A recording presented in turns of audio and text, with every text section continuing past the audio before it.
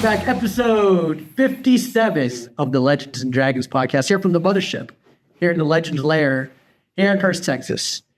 Philip Bullock.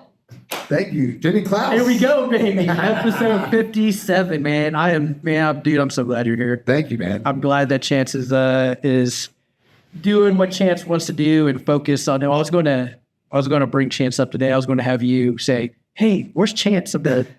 I don't remember her. Who's that? Chance is amazing. Chance, our brother. We love Chance, but thank you for the opportunity, Chance, for me to take over. Big shoes to fill, but hopefully I do a great job, and hopefully people tune in and listen to us just talk and jabber for an hour every week. Dude, and you're going to kill it. And I'm excited about it. And see, Chance is not a morning person, by the way, guys. It is. What time is it here? It's 12. It's noon. I named. The dude's not even here. Yeah, he's all good. He's not a morning. He's not a morning. Really quick before we start, look at this amazing jumpsuit this guy's wearing, man. I mean, I'm envious, dude. Looks amazing. I'll tell you what. People are probably looking on the podcast right now, if you are watching on YouTube or Spotify, and you're like, Jimmy's wearing pants. Dude, I don't like wearing pants. Leg prisons is what I call them. Yeah, I call these things leg prisons. But dude, it feels good. Yeah, this real good. Oh, and Peter Carroll. Yeah. We need to get Peter. Hey, Peter, if you're listening, I need to get you on the podcast. Let's go. Because your story, that dude is a beast. But anyway, he finished up the website, I think. Excellent. So people have asked me, like, hey, how do I order stuff? I'm like, listen, man, I'm a white belt. Right. I don't know. I don't even know if our school does it. Like, if somebody ordered online, like outside of state and wanted Henzo gear. So we had some people, we just got back from Georgia, and we had some people that wanted some stuff. So we're going to ship them stuff, but we don't have really like an online distribution. Yeah, really. So I don't know. We have to work that out. But dude, what if we get enough people then to do it? That's why I told Chance, like, because I think he may have something from Legends. Anyways, I'll share the website once Peter gives me the green light on it. But hey, man, I wanted to talk to you about some stuff today. I wanted to talk about some choose your heart. Oh man, I love this topic. Because so I have been in the martial arts game now for between 9 and 10 years. Right. So people ask me all the time about mindset and stuff, and I think that the mindset that I have from martial arts really helped from, I've shared my background here from just the abuse I took as a kid, and going into the military, the mindset, and then the martial arts with the mindset. I think you have to have a certain mindset, but choosing your heart is what people don't understand. They're like, why do you work out so much? I'm like, listen, I'm choosing my heart. That's right. I can choose to work out. I can choose to be on the mats as often as I do. What I wish was more. Or I can sit on the couch and eat nothing but junk food and get my arteries clogged and choose my heart definitely. Right. That's right. What say you, man? I know you have a lot of that. That applies to everything in life, right? So choose your heart can be with everything. So let's just start on this one, right? So, and I don't personally believe in the one I'm fixing to say because it's different for everybody. But think about this. Marriage is hard. Mm-hmm. Divorce is hard. Choose your heart. That's one of them. Yeah. So think about that. For some people, some marriages are hard to keep together. But also think about it, being divorced is hard too. Yeah. So you've got to choose your heart. Now, for me personally, I've got a great marriage. Like, I don't have to work on it, it's not hard to be married to my wife. My wife and I are very compatible. We communicate a lot. But there's a lot. I've got friends that struggle and they're going through tough marriages, but and they're like, oh, I don't know what I should do, if I should give up. But I tell them, man, think about it. What's the alternative? Yeah. Divorce is hard, man. Yeah. I've seen people get wrecked through divorces. Yeah. I mean, absolutely wrecked of their former self. I mean, it belittles you, mentally and physically, beats you down financially. And so, so that's a good one. Marriage is hard. Divorce is hard. Did I tell you that? Choose your heart. Did I tell you I was married before? Did I tell you? No. Did I tell you this? No, you weren't. So was Miriam. What? Yeah, and decent way. Yeah. So I was married young. So I lost my dad. I was 20, and met this chick right afterwards, man. And I clung to her. She was also military. She was a tower controller, air traffic controller, and dude, I shouldn't have married her. I shouldn't have married her, but I did. And I'm always from the mindset of, if you marry, you're in it for long. That's exactly how I feel. Yeah, right. You're in it for a long run. I mean, for better or worse, Right. till death. So we were married for about 2.5, 3 years. Go to Germany. I get a job offer to go to Afghanistan. So I was getting out of the Air Force, going to Afghanistan to do air traffic control. Right. Well, the Air Force said, "Hey, we messed up. No. You're not leaving." And so my ex, who was already out of the Air Force, who came to Germany Right. with me, said, "Hey, talk them into letting me go." I said, "Okay." Yeah. So we did that. 2 weeks later, she calls me and says, "Hey, I want a divorce." No.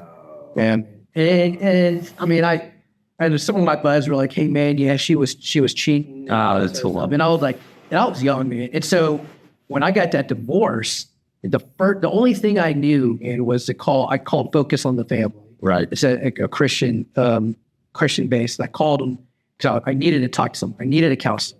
So I flew from Germany to Virginia Beach, hung out with some real. I mean, he was an older mentor, stayed with him and his family. I was like, man, I just need to be surrounded by some like-minded, some believers who helped me through it. And dude, I was struggling with, like, am I ever going to get married? Sure. I was 20. How old was I? I was like 23, I think. What? I'm 20. I was young. Right. And so I was like, man, is anyone ever going to love me? I'm damaged good. Right, and right. stuff. And then, I'm never getting, and it was so funny. I was like, I'm never getting married ever again. I got out of the military, got a job in Oklahoma City. I was like, I'm going to be a bartender on the weekends and nights.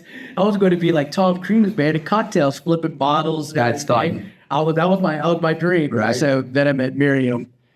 And it's funny because I told her this and she goes, "I saved you from STDs and child support." This is what and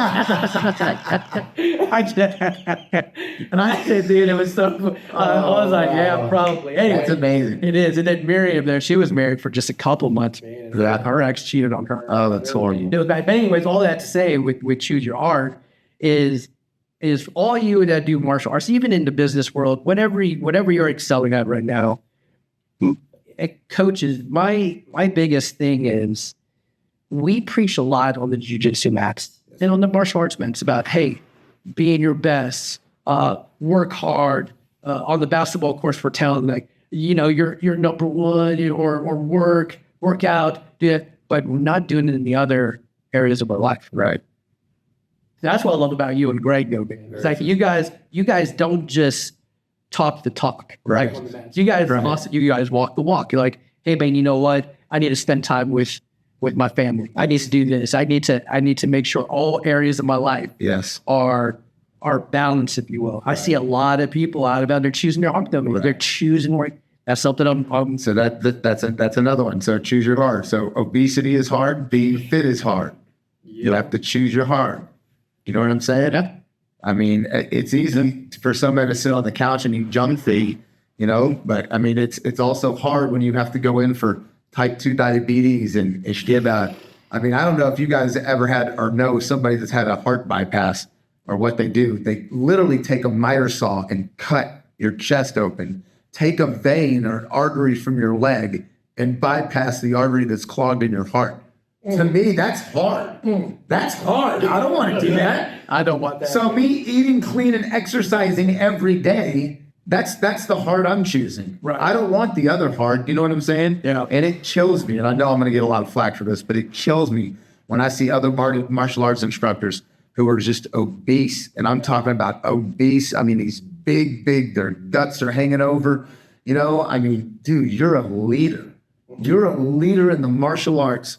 How are you going to lead when you can't even manage yourself, when you can't even take care of yourself? That's good. If you're not disciplined enough to take care of yourself, how are you going to lead anybody else? Yeah. And I'm not trying to be horrible or mean, but it is what it is. I used to be obese. I was 60 pounds overweight, and this was recently. This is like 8 or 9 years ago, and I just decided, I'm getting older and it's time to put down the junk food. It's time to eat clean. I want to be here for a long time and do the things I can. So What changed? We got shit. what changed with me honestly is I was getting chronic kidney stones that I just could not take it anymore. If you've never had a kidney stone, it is the most painful thing in the world. Jimmy's had one. I've had one.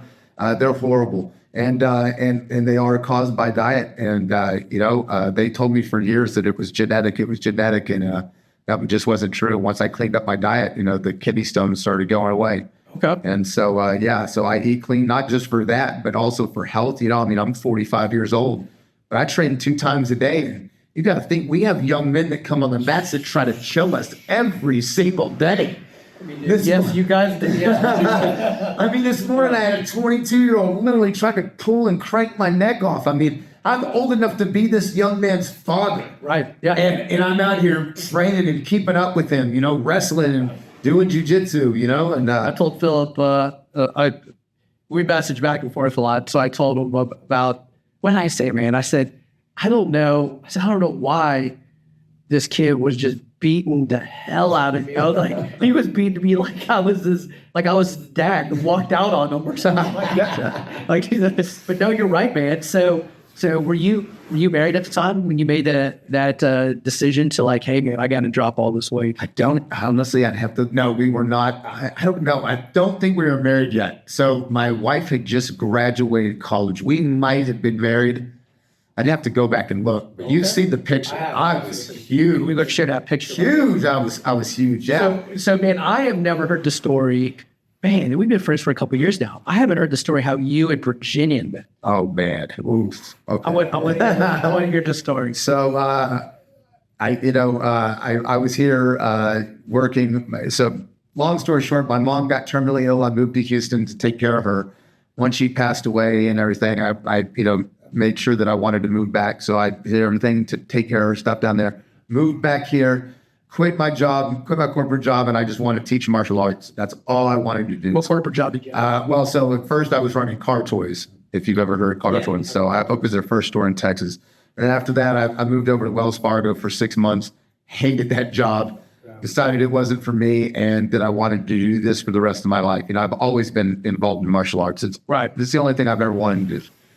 So my good friend convinced me to do it. And so I do it. And so I'm literally going around teaching anywhere I can, at the YMCA, in people's living rooms, in my garage, wherever. I don't care. As long as I have a student and can teach them, I'm trying to build a name for myself. So I'm teaching the self-defense course at my buddy's house. And I told him if they ever wanted to open up to anybody, they could. And so his wife was going to college at the time, and she opened it up. So Virginia and her boyfriend showed up to my self-defense class. Yeah. All right. And so they take the class. She thought it was awesome. He didn't care for it at all. He was like training to be a firefighter or something, and he thought it was stupid. Okay. So anyway, he didn't like it. So anyway, she stayed in and kept taking classes with her friend. And we were like 7 or 8 months had gone by. And we were all at a party one time, and somebody walked up to me and said, "Hey man, do you know Virginia likes you?" And I was like, I had no clue. I never paid attention to anything. Like, I'm really the dumbest person when it comes to that stuff. Like, I am so dumb. And I said, no, I had no clue, and I was like, oh, wow. Like, I hadn't been on a date in years. Yeah. So I was like, I don't know. I asked her out, I didn't know. And so I decided to ask her out, and push came to shove, and that was it. We went on a date, and here we are 13 and a half years later, man, happily married. And yeah, she's amazing. So yeah, she went through my self-defense course, and then she was always hanging out with my students. So I did the self-defense course for the public. So it was like a 4 or 5 class course. So she did that course and she was done. Okay. But her friend at the time was in my RCTS class, my reality combat course. And so she was training 4 days a week. Right. So Virginia would, always meet up with the group after class and go to dinner or lunch, or she'd come over and do barbecue or whatever, And yeah. So it just, it just happened, man. It was crazy how that happened. So how did you propose to her? Oh man, that was crazy. So I wanted to do it at the Botanical Gardens in Fort Worth. Okay. And so at the time, I asked one of her friends, who's not her friend anymore. She had one job to do. I said, hey, make sure you get Virginia to the Botanical Gardens by 4 p.m. because I had everything set up and ready to go by 4, right? 4:05, I'm calling this girl's phone. They're at the lake drinking. Well, because Virginia has no idea what today. All I told her friend was take Virginia out. Sure. Don't let her know what's going on. Yeah. Bring her to me at 4 o'clock. I think it's a job well done, man. She made sure that Virginia had no. Bro. I'm screaming at the phone. I'm like, oh my gosh, they close at 5. So of course the botanical garden's closed. And so, you know, they're still on the way. So I had to do it across the street at the what's the Trinity River. Yeah, Trinity River. So I proposed her at the Trinity River. Okay. Wanted to do it at the botanical garden. Yeah. So I was a little upset that night because I felt like the whole thing was spoiled. But the main thing was she said yes. She loved it. Yeah. What did she think now? Like when you tell her the story? Oh, she doesn't. Yeah, she doesn't. Yeah, she laughs. She doesn't care. She doesn't care. That's what's great about Virginia. She's not that kind of person to care. She's never been materialistic. She doesn't care about fancy cars or purses or name brand clothes. She's very down to earth, very family oriented. And man, I love my wife so much. I still one of the. I don't even think I've met Virginia yet. When I hit you in your kidney. Oh yeah, that's hilarious. That's a funny story. Go ahead and tell that story. So man, when was it? It was a promotion day. It was a promotion day over at Mid-City. It was when I was getting my first degree. Yeah. On my black belt. So it was December 9th, 2023. Okay, so 2023. Yeah. You had just 3 days out of kidney surgery. Out of kidney surgery. So you were still ginger. Got a stent in. I have a stent in. He does. Yeah, the stent. Stent, yes. And so I show up to the promotions and supporting my team, supporting everyone over there. And I dapped up Philip, and as I do it, I pat him on his back. Yeah, I do with all. I mean, you guys know it was a very hard pat.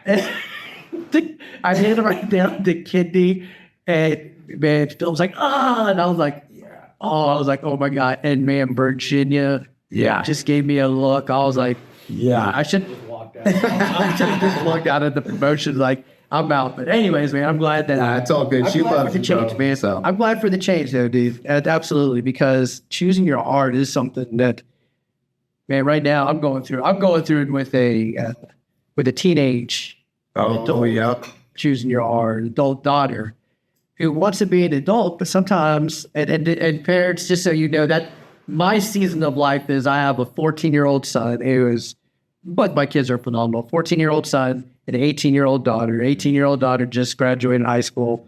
She's taking community college classes here in the fall as well, but she's working right now. And I'm trying to teach her that work balance. Like she's working nonstop. I get it. You want to move out, but let's do it the right way because there's too many. So I'm telling her, I'm like, hey, you got to choose your art. So I'm slowly introducing things like, you got to pay your phone plan now. That's right. Sorry. You got to pay your car insurance. Sorry. You got to do this. And choose your art. So I was talking to her this morning about it. I was like, listen, you got to choose your art. You got to surround yourself with people who are going to uplift you because if you hang out with 2 millionaires, chances are you're going to have the millionaire mindset. You hang out with 2 people who are fit, chances are you're going to pick up those qualities. You hang out with 2 dirtbags, you're probably that's right. That's right. So that's what we talked about all the time. Hey, so with that though, man, how is the kids? Dude, I saw 36? 36 yesterday. Yeah, was that the 5 p.m. class? No, I've had 40 at one point. Yeah, it's good, man. It's going great. The kids program is doing fantastic. I couldn't be more excited for the kids. We got promotions coming up in a few weeks. Yeah. Jiu-Jitsu World League coming up in a few weeks. Yeah. So, it's going great, man. It's excellent. I'm very blessed. How many do we have signed up right now for Jiu-Jitsu World League? I really don't know the number off the top of my head. I know for kids, I know just in my competition class, I had 21 kids. Yeah, in my competition class. But not all of them are competing. So maybe a few are, like 2 or 3. Okay. Yeah, that's still a pretty good showing. Yeah. I'm competing. Just so you guys know. I'm excited. Jiu-Jitsu is hard. It is hard. It is hard because, man, the military done jacked me up. I've gone through some health stuff, man. I had kidney cancer. That's not to the jiu-jitsu anyway, but man, my hips and my back are, dude, I'm in constant pain now. but I keep showing up because, again, I'm choosing my heart. I can sit on the couch and be hurt like this, or I can just be out on the mats. That's right. But man, there's some moves, and I'm 2 years into my journey, and I'm slowly finding my jiu-jitsu that works, man. Because I know, like, if somebody does like a certain move, I just can't. So I'm kind of like what's Tom Venom? What's it? Tom Hardy. Tom Hardy. Yes. Tom Hardy did an interview, and someone asked him what his favorite submission was. Yeah, He said some other people. Yeah, he's a little guy too. Yeah, I'm kind of there, man. I know. You want your redemption from the last time. I want to see you pull off a top-sided Ezekiel smothered pressure chokes, bro. I will lose my mind on the side of the mat. You will never hear anybody scream louder. If my opponent is watching this, They're not. I want to. I was working with Noel yesterday, and I was like, man, I said I want to finish the submission just standing up. Yeah. I was like, what we were working on the other day with Professor Greg. Yes. You hear, and then you just bring it around. Yes. Dude, I would be right there. If I could just finish without hitting the ground, my I'd be like, I'd be like on with that shit. yeah, man. But no, man, I'm excited. I keep telling Chance, I'm like, dude, I said, I don't know why I keep competing. He goes, because that's what you do. I'm like, every time I'm like, I don't want to compete, but I still signed up, man. Yeah. I'm still going to do it as long as my body lets me, man. Just do this one, and then take a break for a little while. You know. Man, don't do the next one. You see it. You're gonna need to take a break, and you know what? I need a tattoo break. there you go. There you go. Hey, bro. a tattoo. This guy, man, when's your tattoo going to be all done? Well, so he was supposed to do it this Saturday, Yeah. and then he calls me while I'm in Georgia and says, "Hey, I forgot I have a wedding that night, so we got to move it to the 14th." So the 14th, it'll be done. It'll be done in time for Jiu-Jitsu World League, but it will still be fresh, so I can't show it off yet. So I'm going to keep it packaged up, but it's all. When you get it? It's coming. I'm getting the Henzo cat. Yeah, baby. You know I am. Well, I know what he did. I want you guys to hear what he's getting. He's getting the Henzo. That's right. That's right. Right there. If you see, man, the Henzo. And hey, man, listen, people that know me, it is what it is. I'm very loyal and very passionate about what I do. I love jiu-jitsu. I love the Renzo Gracie affiliate. I love the Renzo Gracie name and the legacy. Very honored to carry Master Renzo's name. Yeah. And man. And so I'm going to be very proud to wear that on my calf. So You know what I love about our school? And I'm just going to say, man, I love the camaraderie. And I know, I always share this, man. I love the camaraderie at Renzo. But I love the passionate you and Greg have. thank you, brother. For jiu-jitsu. I think, of course, a leader from the top down, or you guys come bottom up, whatever you guys want to call the leadership ladder that you want. But because of the passion that you guys have, it's amazing. I appreciate that. Classes are growing, man. I love when we have new people. My thing, being the number one student, by the way, I'm going to brag about that. You should. I may not ever get gold at jiu-jitsu, but I was the number one student that signed up first. You're the one that talked this whole thing into existence back in May. We didn't even know this was going to happen. You know what? And you were at Tap Cancer Out screaming, Phillip and Greg, they're going to open a gym and I'm going to be there. And I'm just like, Jim, go man, calm down, bro. Like, we don't even know what's going on. It is true. What can I say? But the thing that I try to do, and I hope you guys that are listening do the same thing, is whenever we get a new student on the mats, I make every effort to go, hey, how you doing? Absolutely. I think that's the big, because I've been to other schools where people don't come up to you at all. Yeah. And go, hey, how you doing? I'm so-and-so. That's a bad feeling. It is a bad feeling. And I try to make everyone that steps on those mats feel like, hey, now I may not remember everyone's name. Sure. But, I still want, hey, man, good to see you. I recognize the face. Right. And what? Oh, I thought that was Chance. I thought that was Chance coming in. Hey, you guys got that back door fixed? No, I thought it fixed itself, but apparently it didn't. Oh, well, hello. Hello. Hi. Look at this guy, man. This guy. He said, hey, do you remember Chance? I was like, I don't remember her. He didn't say that. I did not say that. Boom. Oh, yeah, you did boom me, But I gentlemen. like that sweat. Yeah, you like this? This is some, look at this garment, man. Dude, the Henzo swag is crazy. Did not. It is Hey, man, by the way, I told Philip that our website we're getting a website created. So I want to talk to Peter about getting the links for people to buy pledged gear and everything. Yeah, let's do it. Fantastic. Anyways, yeah, see now my ADHD. It's all good, bro. It happens. We were talking about. Oh yeah, new students. Yes. See, Chance does A great job. You do a great Yes. job. Greg does a great job, but Well, you have to think about, and I get it. And there's some instructors in jiu-jitsu. I don't think this way. I hate it. They're like, man, I'm not going to learn this white belt's name until they've been here for 6 months. Because why should I put time into them if they're just going to leave? That is the dumbest thing I've ever heard of. I want to know this person. Do you know how? I mean, not for us. I've been doing this for a long time. Since I was 28. But you remember your first day you pulled up to Master Valdez's school, right? Yeah. Your first day there, you had anxiety, you were nervous, you didn't know what to expect. Right. And you walk in, imagine nobody talking to you on your first day. Imagine you sitting in the corner watching everybody brothered up and hi-ya, and you're just sitting there and nobody comes say hi to you. That's got to be the most horrible feeling in the world. Right. Just like going to a brand new school and sitting in the corner and nobody's saying hi to you. Yeah. It sucks. do that. Do me a favor this week. If you're on the mats, introduce yourself. Yes, To please. the new student, because that is what. I mean, it's really going to break the ice because those people are nervous. Yes. It's like Philip said, nervous and anxiety about being out there. I mean, you don't know what it took for their mindset just to get on the mats. Exactly. I always tell people, that's step one. When new adults stepped on the mats, I tell them, congratulations.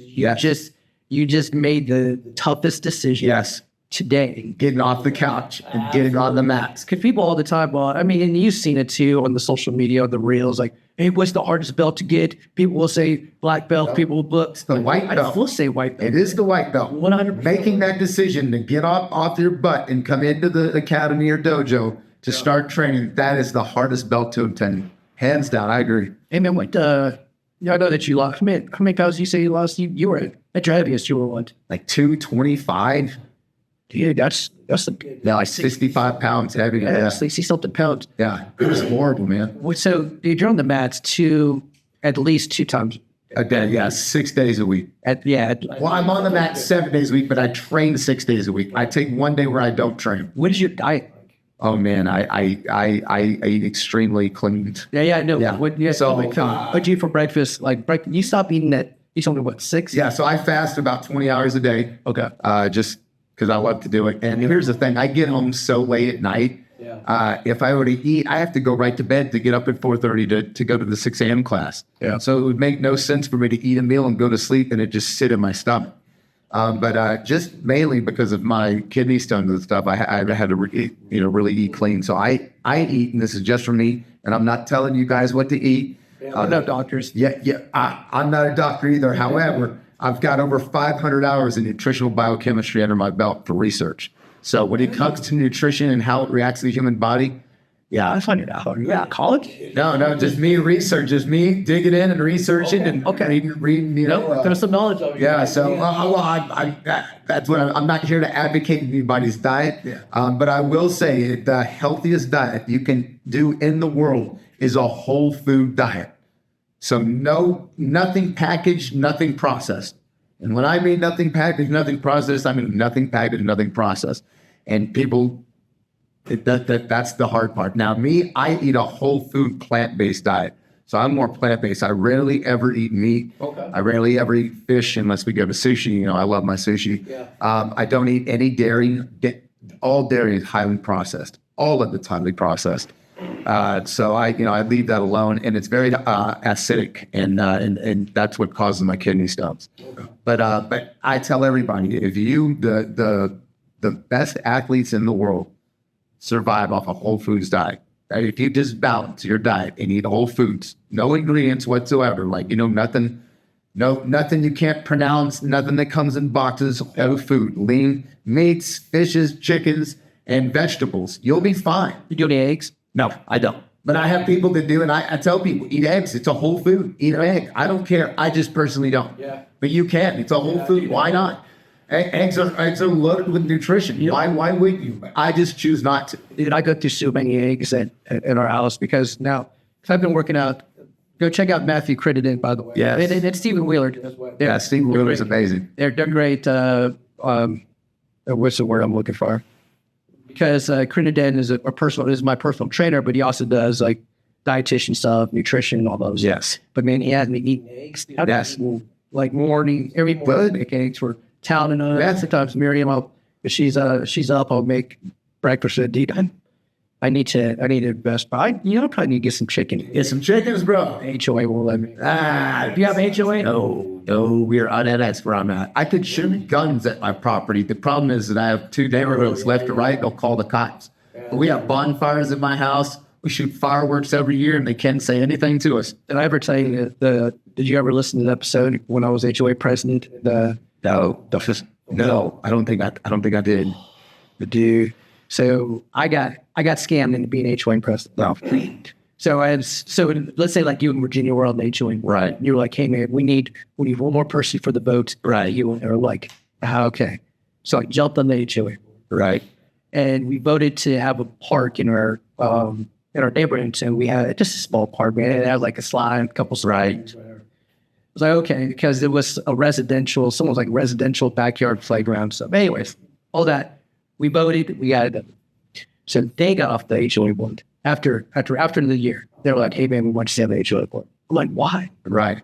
They're like, well, we don't trust the HOA president. Well, I was like, why don't you trust the HOA president? Yeah, there was some shady stuff. Sure. Like we asked for numbers from votes. Oh no, dear, bro. Sounds like a Netflix series. We didn't get any of that. So I became the VP. And so I asked the president, I'm like, hey, I'd like to see the financials. I like to see the books from the financials.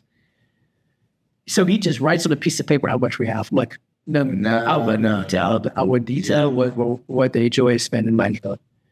And so as I get it, man, I'm looking at he bought the golf cart for himself. No. Tires. Man, that's horrible. And all in the name of the HOA. Yeah, that's horrible. And I was like, so I told him, I'm like, hey, listen, here's the deal, man. I said, you have one or two options. One, you can step out of the HOA board and you just walk away. Yeah. I said, or two, the books are public. The books are public knowledge. Right. I will just share. Sure. I mean, I share with them anyway. I said, I will direct them to the issues. Wow. So he stepped away.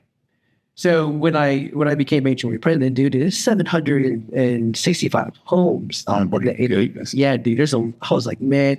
So I became HOA president. So I mean, I was doing a lot. I had a lot on my plate there, but I was doing all these beautifications to the neighborhood. I got some volunteers. We were doing we're patrolling, if you will, like making sure that the trash cans were empty, the dog poop bags we got those stations of just doing all this stuff.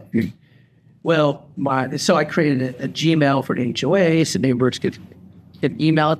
Dude, I was getting these. My phone was getting blown up and my email from these neighbors that across the street from them, there were some squatters. Oh, wow. And so I was like, what? And so I go over there. So I called get the homeowner's information, call the homeowner. Homeowner has no idea. It's locked up. House. Right. I mean, they changed the laws. They had 2x4. We get the HOA cop or our neighborhood. Your office or whatever. So get him involved. So he comes by. The homeowner comes by. He's trying to can't get into it. So now it's like a scene, right? So we got the neighbors outside all the right here with the cops. So they get the door open. The locksmith gets open. Dude, you get into that. You walk into there. Dude, it looks straight up like a strip club. Oh, wow. You walk in, man, to the left, there's a strip club. Oh, that's good. So this guy had no idea what was going on in his house. And he had his house, right? And so I think it was pretty funny because I still have pictures that I follow up to share. Yeah, I got to see that. So Miriam, so the guy is like, the homeowner's like, I don't know what to do with all this. This is not mine. So the cop was like, "It's your house.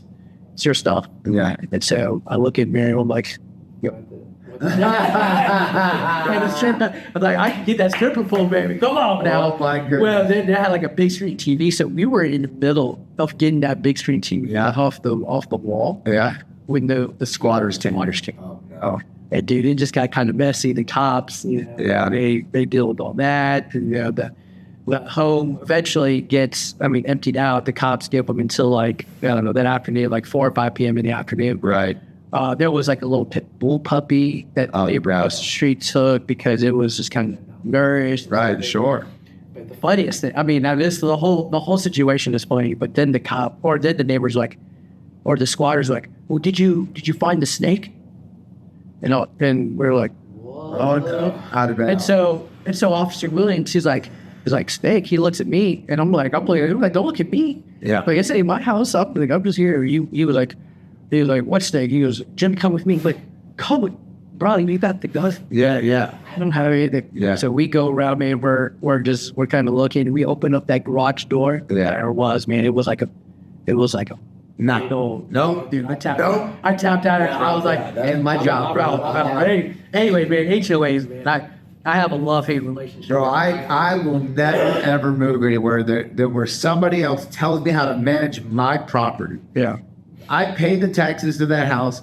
I keep maintenance to that house. Appreciate it. You know what I'm saying? You ain't gonna tell me nothing. Well, here's how I got on the board, by the way. Tell me other than my friends. Right. It was the HOA sent me, or the city of Fort Worth sends me a bill in the mail saying, hey, pay us $419 or we'll see you in court because you put your trash cans out a day early. That's stupid, dude. $419. So like $400 because you put your trash cans out on Sunday night instead of Monday morning. yeah, because I was going out of town. So dumb. So I called Atticus, and who is dad, by the way, Jim Gill was on our podcast. Yeah, go check that out. But I called Atticus. I was like, bro, I'm going to pay you 10 times. Yeah. Of course, I didn't have 10 times at the time, right? I was, I'll pay you 10 times the amount. I'm not paying the city for it. Yeah. We went to court. Like, we pushed it almost all the way to jury trial. Oh, wow. For these trash cans. And I was like, dude, he was like, what you want to do? Did the judge throw it out or no? I mean, they still wouldn't throw it out. And so I asked Atticus, I'm like, dude, you're treating me like, you're taking care of me. Right. I'm like, what do they offer? I'm like, what do they offer to make this go away? They were like, he said, take a trash can course. I was like, what the? I was like, take a trash can course. So I had to take a trash can. I think I took a 2-hour trash can course. These can't, whatever. For the city of Fort Worth, by the way. Much love, city of Fort Worth. Well, City of Fort Worth. And that's Screw you, City of Fort Worth. Well, here's the thing, because where I live in Keller, Fort Worth and Keller are fighting over our address. Fort Worth wants to take over the street and annex us. Yeah. They want to come in and put sewers in and take our septics away and charge us like $75,000 to hook up. And they've been sending Fort Worth code compliance out on our street. And this dude stopped the other day and I'm sitting there and I'm like, what are you here for? If you come up and tell me anything about my property, I'm going to tell you to kick rocks, bro. Like, you ain't telling me nothing. Yeah. I have my own septic tank. We're not even hooked up to city sewer. Get out of here with that, dude. me just by Yeah. And I have to pay 2 ISDs. It's been that way for 10 years. I paid Fort Worth ISD and Keller ISD. Both. Come to Texas, guys. Yeah, tell me how that's fair. Like, tax me out of my house. Well, the DFW airport, there's 5 cities that they're pay taxes. That's you got Fort Worth, you got Euless, Bedford, Grapevine, Fort Worth, and Dallas. Yeah, I think crazy, and it's and here's some gee whiz information for you guys that you go tell. You could fit the entire city of Manhattan inside the DFW airport. Just airport. Texas is huge. They don't understand. No, man. So with jiu-jitsu, man, tell me, like, what drove you to jiu-jitsu, man? Like, because you have your fingerprints on a lot of yeah. So honestly, I didn't want anything to do with jiu-jitsu. My buddies and I had dabbled with it a little bit when I was coming up in the martial arts, and I really didn't want anything to do with it. And a student and a friend of mine at the time, when I owned my Kempo school, he begged me to go to this jiu-jitsu class. She's begged me. He's like, "Come on, man." I was like, "I don't want to go roll around with a bunch of sweaty dudes." She's like, "I'm 26 years old." You can only imagine. I know exactly. Go through your That's stupid. Yeah. And man, I don't know why, but at the last minute I said yes. Okay. And I showed up, man, and my first night, man, I got my butt handed to me, dude. Yeah. And to so much to the point where it really made me contemplate my life and what I've been doing, because I'd been training for 9 years in martial arts prior to that. Yeah. And a kid with less than 3 months training literally almost choked me unconscious. He could do it at will anytime he wanted to. And that did not go well with me. It did not sit well in my soul. It hurt my ego. It hurt my brain.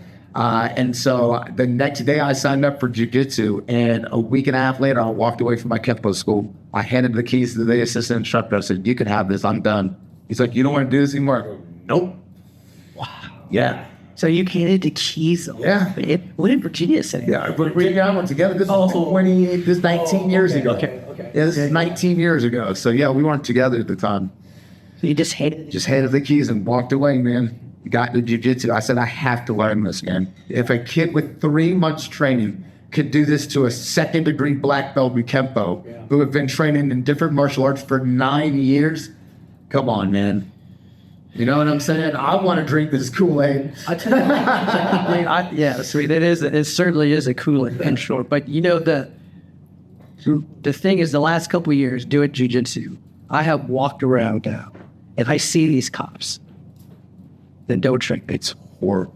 And you can tell me, they're kind of like, well, yeah, they're a little overweight. And I'm like, I think to myself, like, and some of them have egos, man. I was like, some of these white belts, like, you're right, that 3 month white belt, I'm like, right now. Yeah. Like a kid would own it. So, and here's the reason why, Jimmy. And I've trained a lot of police officers. I love our police officers. Yes. I wish all officers would train jiu-jitsu. that's what I was going with. Because it would be safer for them on the street and for the person they're arresting. Yep. We'd have less officer-involved shootings because they wouldn't be. I think most of the time when an officer grabs his gun very quickly in a situation that escalates very fastly, I think he does it, one, out of fear, and two, out of because that's the only thing they know. That's the only thing they've been taught. They're familiar to draw that gun.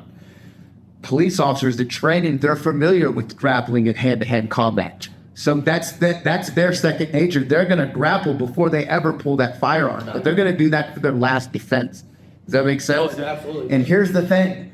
Most cops that walk the street, think about it. They're at the top of the chain.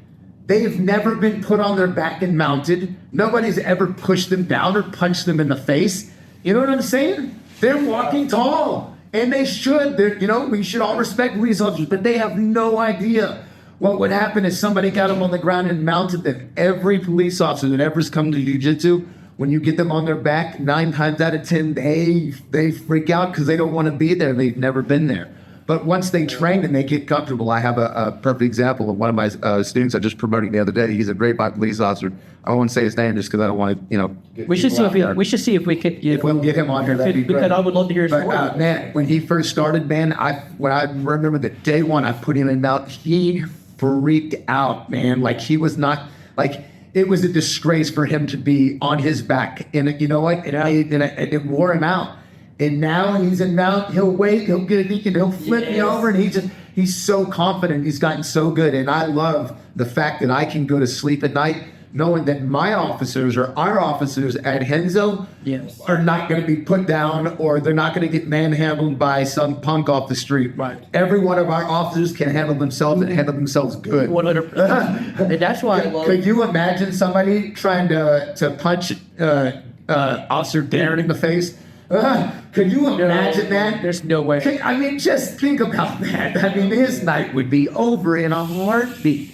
I mean, we have some brutal, savage officers at Henzo, And that's what I want. I want to get some of those guys. Hey, if you're listening right here, man, talk to Phillip, bro. I would love to have you on the podcast. Yes, please. If we could have any of our officers on here, that would be awesome. But I know some of you guys, your line of work. Yeah, we have some undercover officers. We train some SWAT officers. They can't show their faces, and we get that. Yeah. But if you can, please. Because I would love to hear your mindset of the first time someone took your back, or you were mounted and you were trained. Because I was working with this, I forget what's it. Maybe Hearst.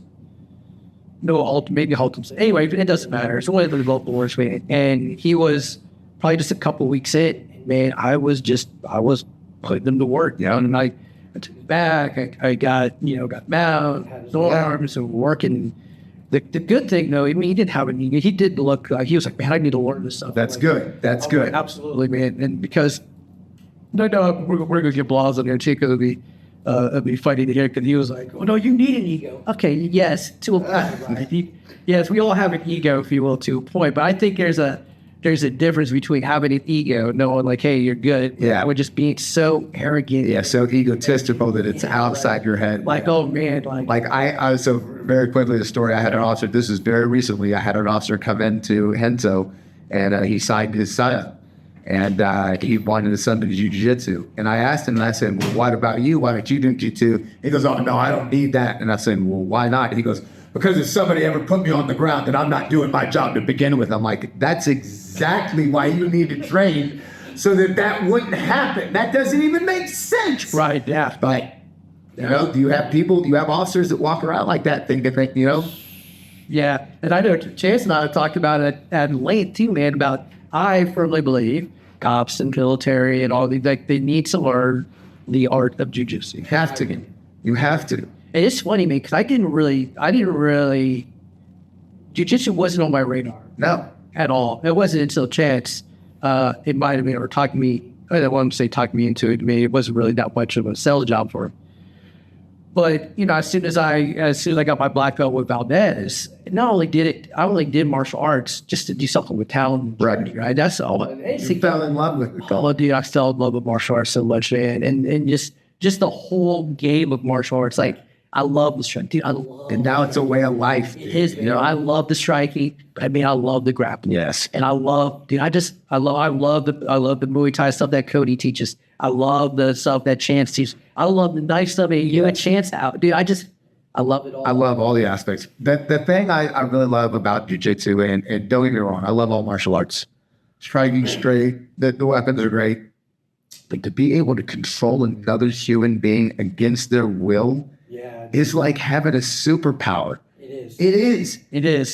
Having an untrained person, you'd be able to go, oh, no, I'm going to make you dance. Oh, it's like you're the puppeteer. Yeah. And it's a great feeling to have, man. It's just an amazing feeling. And I love for me anyway, in my mind, I love the fact that you will never know it all in jiu-jitsu. No, you can't. It's always evolving. It constantly. It's always evolving. Whether you're taking someone's leg, ankle, you're just neck, or whatever. Like, there's so many. There's always something. Lapels. Right. It's just so much. And I think I love it because, for my mind, anyway, like being an air traffic controller, right? There's so many. Dude, I always joke that controllers, you have to have a hint of the tism. Yeah. Because there's just so much. Right. So, like, I love the chaos of it. I love when there's weather around. I love when there's maybe an emergency going on, because that's my time to shine. Like, I'm running the pieces around. And that's what I love about jiu-jitsu is I'm never going to be able to grasp the greatness of it. Like, I will die before ever, because I can't know it. None of us will. That's what's great about it. And there are times, man, I mean, it makes me happy when I see, I'm going to call him out here, Bronson. Bronson is one of our We Defy guys now. He does a lot of new stuff. But he told me, man, like, when he first submitted me and got me, dude, he was so happy. And I was happy that he was happy. Exactly. I was like, dude, because, man, what am I? Right. Exactly. You don't. We're all here to get better. Right. So well, there's the thing. To get to black belt, you're going to have to tap 10,000 times, man. Nobody gets to black belt without tapping. Like, you're going to take your medicine, The great thing about jiu-jitsu, it's always evolving and it never stops. And we were just in Oklahoma a few weeks ago for the Jesus in Jiu-Jitsu, the his stripes. Yeah. And I was up there with a black belt named Thomas. And, man, he showed me a slick entry to a Choi bar from the turtle position. And I was like, man, like, it's just so amazing. I had never seen that before. And it's just always good to be able to share. And I always tell people, man, like, you don't need to have a black belt to have a black belt mindset. That's right. That's right. You can be a black belt. You can have the black belt mentality. Even day one, get on the mats, even if you're from school. Look, we already talked about it, right? A black belt isn't just a black belt at the mats. It's a black belt in life, right? With your friends, with your family, Right. business, how you treat people, how you act. Now, for me, being a Jesus freak that I am, I try to live my life as the example of Jesus, because I was just talking to somebody last week, and we were talking about Jesus and stuff, and they were talking about religion and like, oh man, well, all these sinners and stuff, and I was like, hey, tap the brakes, man. I was like, you do know who hung Jesus up the cross, right? Yeah. It was the religious people that hung Jesus up the cross. It wasn't the sinners, Right. that the quote unquote sinners that Jesus was hanging with. It was the religious people that hung up on the cross. I'm like, so I try to live. I mean, that's the example I try to live, man. Is like, welcome everyone, love everyone. The mat, man, keep your, we don't have to talk politics on the mats. We don't have to talk about anything on the mat. That's what I love about the mats is it does not, the mats does not discriminate. Right. And that's the thing about this. And there shouldn't be. And I, no matter what your beliefs are, I tell people this all the time. There should be no politics on the mats and no religion on the mats. No matter what your beliefs are, I don't care, because everybody has different backgrounds and everybody should be able to come into the mats, and that's their escape. This should be their time to decompress and escape, Like, think about it. This person could be having a bad day at school. They could be having a horrible day at work. They could be having a horrible time in their family fighting with somebody over politics or religion, and they just want to get away from it all. And imagine them showing up to jiu-jitsu and the professor's up there talking about politics and religion, something they wanted to get away from. The mats need to be for people to come in, let everything, all the outside world troubles gone, to come in, get it all out. Because I tell people all the time, jiu-jitsu, or martial arts in general, but especially jiu-jitsu, is the best therapy on the planet. 100%. There is nobody on God's green earth that you could get to sit in front of you and pay to tell your problems to, that's going to help you more than you helping yourself in jiu-jitsu or martial arts. You working through your problems on the mats is way better than somebody else, a stranger, telling you what to do. And I'm not dogging therapy, right? I'm not dogging that at all. But I'm just saying, give yourself a chance. You're stronger than you think you are. Come to martial arts, come to jiu-jitsu, come to karate, come to some kind of class where you bond with other people and find your inner strength. Find that you can do this. And it's amazing what you can do in just 2-3 months. Give it a shot. 100%. And I will plug jiu-jitsu this sense too, for the military guys out there, even for the cop, anyone who has had any sort of trauma. Yes. With PTSD, doesn't matter. I always say that the camaraderie, and you'll see me, I will wave that flag through and through, because the brotherhood of jiu-jitsu. And I know, listen, that not all schools are created equal. There's some douches out there. There are some schools that won't introduce themselves, as we said earlier. But that's what I love about Henzo Gracie, or where we train, because I really do think it's a giant family, right? It's a giant team. It's a giant brotherhood, because we're all in it together. That's right. Like you're in, as some like Bryce and I were talking about the other day. Like, you're in the sun together. Yes. It's like, dude, you're fighting together. You're learning how to get out of the escapes. You're trying to get out of an arm bar or a choke. Because you're in it, and you're fighting all together for something. Something that David, who just got promoted, I think I just got promoted to the fourth stripe on his white belt. Yeah. Congratulations, dude. Yes, sir. He made a post, which we say all the time too, is my jiu-jitsu journey is your jiu-jitsu journey. Like, listen, there are going to be some things, when I get promoted to blue and purple and brown and then eventually black belt, there are some things that I will not be able to do. I hate using the word can't, but I am physically unable to do, and that's okay. Yes. Right? And somebody else's journey is not my journey. So somebody may elevate quicker than me. That's okay. Everybody's different. And I try to tell people this on their journey: never compare yourself to anybody else. Exactly. Comparison is a thief of all joy, right? And that's exactly right. Think about this. If you're sitting there, it's like, let's say Jimmy and I just started, we've been training 6 months, and Professor calls Jimmy up to get a strike, and I'm like, man, I've been training just as long as Jimmy. Why didn't I get a strike? I tapped Jimmy out. That is such a horrible mindset to have. Your time's coming. Tonight was just his time. Instead, be happy for your friend. Be happy for your partner. I tell this to my kids all the time, right before we start promotions.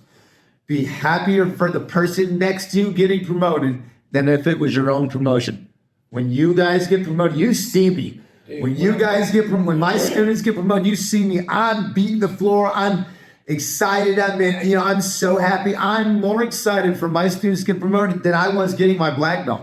It means more to me to see them get promoted because I know how much it means to them. Because I know how much it meant to me when I got promoted to that rank. And that's the mindset, really, that's really is the mindset you need to have. Yeah. Because if you sit there and you hold this bitterness, like, man, I know that I'm better than so-and-so because listen, It's horrible. I tell people the mindset you need to have is no one's taking your birthday away. Yeah. Like when you get off those mats, right. Unfortunately, the world is waiting. That's for right. you. That's right. You still have to go to work. You still have to deal with your family. That's right. With friends. You still have to deal with bills. You still have to deal with all the nonsense. So build each other up. There's plenty of room at the top for everyone. Yes. You know what I say. Yep. But I just keep showing up until your belt changes color. That's right. I mean, we saw it. When was it? Man? Monday. We saw when Professor Gray gave one stripe to what's her name again? Keely. Yeah. She started crying. You want to know why? She even told me, she goes, this is the hardest thing I've ever done in my life. And I said, Let's go. I go, and look, but you did it. Let's And go. you earned that stripe. And think about that. And I told her, I said, don't compare yourself with anybody here. Let me ask you a question. Could you beat up the version of yourself that walked in day one? She goes, oh, absolutely. I go, and that's all that matters. That's it. Who cares? Right. Are you better than you were the day before? And if the answer is yes, then you're doing the right thing. I love Valdez's mentality because we have at our dojo, we have mirrors around the school, and he always tells the kids, he goes, "Who's your competition? Who's your competition?" And he goes, looking at a mirror, "That's your competition." He goes, "That's your opponent right there." And every time I'm on the bats, that's why I think about too, like, I'm my opponent. Like, dude, you're going to catch me. Others are going to catch me. That's okay. Like, you know what?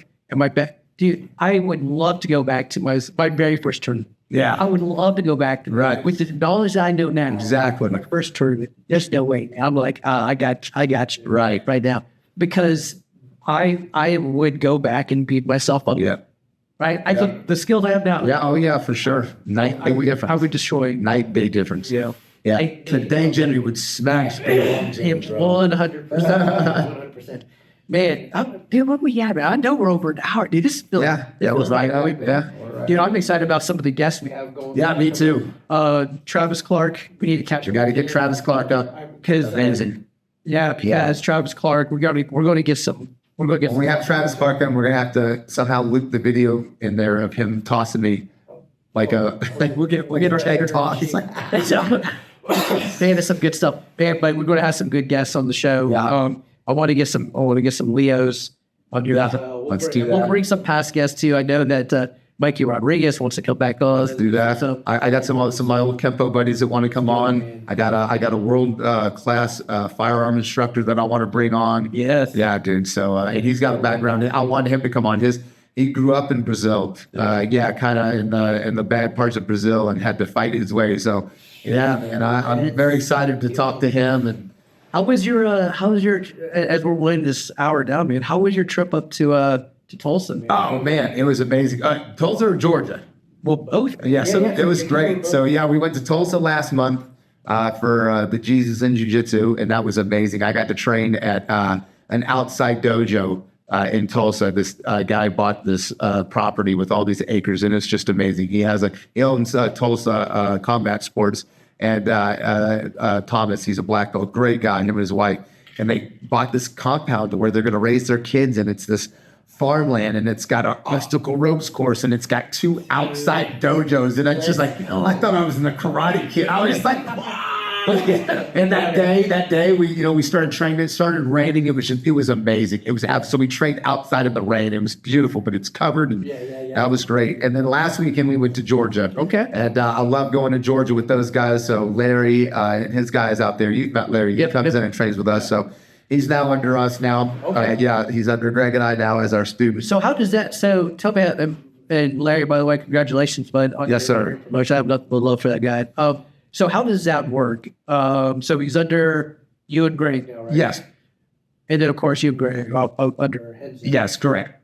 So he has his own school. Yes. So does it now become? Not yet. We'll work towards that, or we'll try to work towards it. Here's the thing. So Larry's in a predicament right now. So Larry is in a small town in Georgia called Dalton, Georgia. Okay. It's a very, very tiny town. There's like 2 martial arts schools, his and one other. It's a karate school and his school. And, he teaches Krav Maga, and he teaches Muay Thai, and he teaches Jiu-Jitsu. Well, for the longest time, he used to be in the association with Greg and I, and he'd come into town for the camps, and that's how he met Greg and I. Okay. When he first saw Greg teach, he was like, this is the guy I want to be, and this guy's amazing. Yeah. And so always kept in touch. Well, he couldn't afford to do the association thing anymore. And I get it. Times get tough, especially when COVID happened and stuff. And so he was left without anybody. I mean, he was a purple belt running his own martial arts academy. He's a purple belt in jiu-jitsu, and he's got nobody to rank him up. So he's just chilling, and he doesn't mind. He doesn't care about rank, so he's teaching. Well, you got people that are white belts that come up to blue, and now they're blue belts, and now they're stuck because he can't promote him to purple. He's a purple belt himself. So how does that? Walk me through that. How does that work? So I'll go right back to that. So he can't rank anybody up, and I'll go through that in a second. So he literally reached out to Greg, and he's like, listen, I'm stuck. I don't know what to do. And Greg's like, come under me. He's like, no problem. I'll be your professor. Okay. And so we flew out there a year ago and promoted him to brown belt. And that's the trip that created the whole rift. We were unauthorized to take, and we didn't ask permission, which was, hey man, it was great. Because if that trick didn't happen, you're right. We wouldn't. It wouldn't happen. So thank you for everybody that was involved in that. Forgot about So we promoted him to brown belt and promoted a bunch of his students to purple, and now he's under us, and we'll keep going out there. He keeps coming in and taking private lessons from Greg. He flies all the way in from Georgia, and he flies us out there. But it's a great time. We always go out there, and him and his students are great. We had a great open mat. We had a great seminar. Then they took us to Cahuta, which is another little small town right next to Dalton. And they have the best pizza I have ever had in my life. Bold claim. At the Cahuta General Store. It's a general store that has been open since the 1920s. Okay. And they sell everything there. They sell milk and eggs and T-shirts and washcloths, and they've got a brick oven pizza in there, and it's an old school general store. This is a small town. Yeah. Bro, best pie in my life. I love it. Oh, What did you have? It's just a vegetable pizza, but bro, I toured it. I loved it. I love it. And then so last year, Greg made a chicken sandwich. Okay. And I kept raving about the pizza. I said, bro, I'm telling you, it's one of the best pies you'll ever have. He ordered the pizza. He agreed with me. He said that was one of the best pizzas he'd ever had. Okay. So, all right. Back to your thing with the hierarchy. So, it shouldn't matter in jiu-jitsu, but Greg and I are old school, so I'm very traditional in martial arts. I like to follow tradition. I love the gi. Yeah. And so in jiu-jitsu, you're not supposed to rank. You can only rank up to the belt that's underneath you. Okay. Until, that's how it's supposed to be. So if you're a purple belt, you can only promote to a blue belt if you're running a club. So blue belt, but blue belt 4-stripe, right? Yeah, you can do a blue belt 4-stripe. You just can't promote them to purple. Okay. And if you're a brown belt, you can only promote to purple. If you're a blue belt, you can only promote to 4-stripe. White belt. If you're a black belt, you can only promote to brown belt. And supposedly, you can only promote to black belt when you get their 3rd degree black belt. You can start promoting other black belts, but that was done away years ago. And people are black belting other people, and it doesn't matter. That's fine. If you've been a black belt for years, you have students that have been seniors for your black belt. But so basically, you couldn't rank one rank under you, and so that's why Larry was stuck. Okay. So but we're helping him out. We're going to give him the black belt, and it's going to be amazing. So let's say that you and Greg were just black belt, no stripes. Right. You can promote to black belt. No, brown belt only. How does the black belt ranks one? So basically, when you get your black belt, you're just a black belt. Okay. So it's funny. It just depends in different communities. Because professors, I got my professor. So somebody will throw. So it doesn't matter, right? So here's why we do this, and here's why we're old school. I don't force anybody to call me a professor. People call me a professor because that's how Greg and I came up. We came up old school. You remember, he's been training 21 years. Right. I've been training 19 years in jiu-jitsu.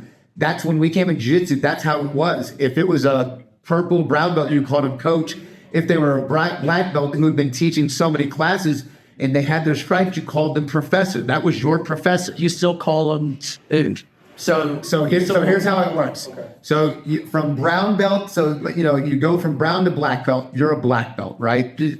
A lot of people will call them professors. When I came up, it was not.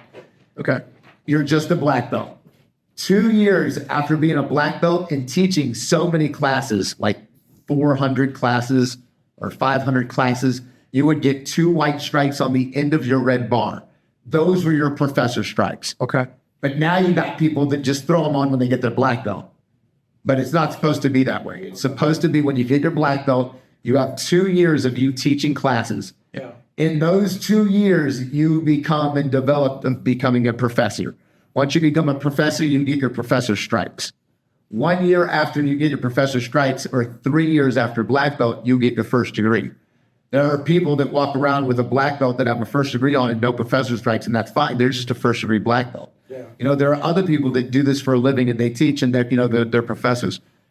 That's how it was handed down from the Gracies. It's just old school. That's how Greg and I came up. But we don't force people. You have to call me. I don't care, dude. Like I did earn my professor stripes. By the time I got my black belt, I taught over 1,500 classes. It took me so long to get my black belt because my old professor helped me all so long. I had taught 1,500 classes before I could put my black belt on.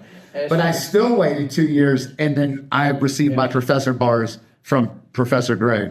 Then 1 year after that, or 3 years after your black belt, you get your first degree. Then your second degree is 3 years after that. Third degree is 3 years after that. Then after your third degree, 5 years after that, you'll get your fourth degree. 5 years after that, you'll get your fifth degree. 5 years after that, you get your sixth degree. After your sixth degree, and you've been a sixth degree for 7 years, you get your coral belt. You'll